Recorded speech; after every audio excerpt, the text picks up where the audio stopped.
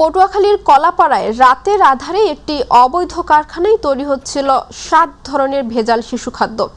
এমন একটি ভেজাল শিশু খাদ্য তৈরি কারখানায় অভিযান চালিয়েছে প্রশাসন। এ ঘটনায় কারখানার মালিক অভিযুক্ত মকসিদুল আলমকে 1 বছরের বিনাশ্রম কারাদণ্ড দিয়েছে ভ্রাম্যমাণ আদালত।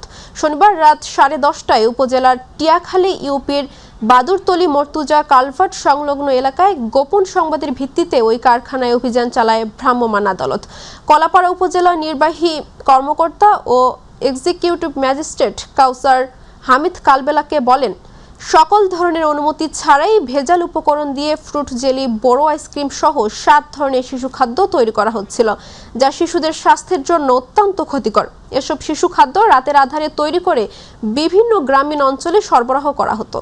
শেষের দিকে আমাদের মুর্তজা কালভার্টের এলাকার দিকে জনাব মকসুদুল আলম উনি অনুমতি ব্যতীত আমাদের ফ্রুট পুডিং জেলি থেকে শুরু করে 60টি খাদ্য আইটেম উৎপাদন করছেন এবং ওনার কোনো ট্রেড লাইসেন্স নাই, ওনার বিএসটিএস সনদ নাই এবং কোনো ল্যাব নাই, কেমিস্ট নাই, উইদাউট এনি গভর্নমেন্ট অ্যাপ্রুভাল উনি নিজেই এটা উৎপাদন করেন এবং কোনো ব্যক্তির পরামর্শক্রমে এরকম জেলি উৎপাদন করতেছেন। আমরা দেখেছি এগুলো সবগুলো অস্বাস্থ্যকর, মানব স্বাস্থ্যের জন্য অত্যন্ত